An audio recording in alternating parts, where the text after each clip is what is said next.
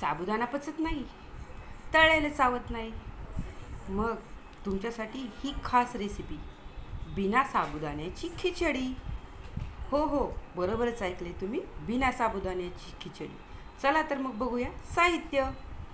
आपण उन्हाळी वाळवणामध्ये बनवलेला कीस, शेंगदाण्याचा कूट, हिरव्या मिरचीचा ठेचा, मीठ, लिंबू, तूप. सर्वप्रथम आपण ह्या किसामध्ये गरम पाणी टाकून एकदम कडकडीत टाकून घ्यायचे. असं एकदम कडक पाणी टाकून 15 मिनटं भिजवायला ठेवायचे. चला तर भेटूया 15 मिनटं.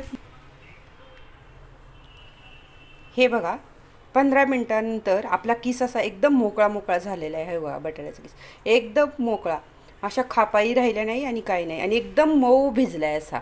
तर चला मग सांगते काय करायची रेसिपी. ह्या कढईमध्ये तूप टाकायचं आपल्याला. तूप टाकल्यानंतर आपण टाकणार आहे या मिरचीचा ठेचा. काय नाही, काय जण कच्ची मिरची का टाकतात.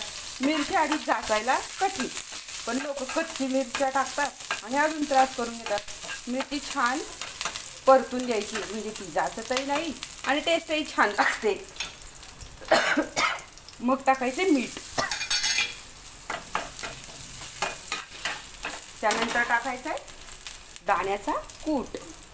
हा कूट जर त्यांना दात वगैरे चांगले असतील तर असा एकदम मोठा केला तरी छान लागतं, आणि त्यांना चावायचा प्रॉब्लेम आहे, त्यांनी छोटा केला तर त्यांना काही प्रॉब्लेमच नाही. सगळं एकदम चावायला सोपं.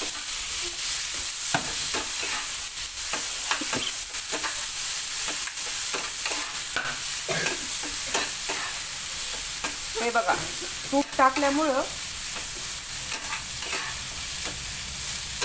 हे याचा वास पण किती छान येतोय, असा सुगंध.